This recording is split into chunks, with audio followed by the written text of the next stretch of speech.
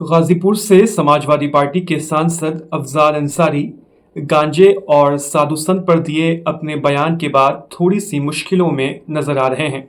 उनके ऊपर गाजीपुर के सदर कोतवाली में एफआईआर भी दर्ज करा दिया गया है। हालांकि अफजाल अंसारी ने अपने बयान को वापस ले लिया है और बिला शर्त माफी मांग ली है, लेकिन इसके बाद भी अफजाल अंसारी का विरोध कम होने का नाम नहीं ले रहा है।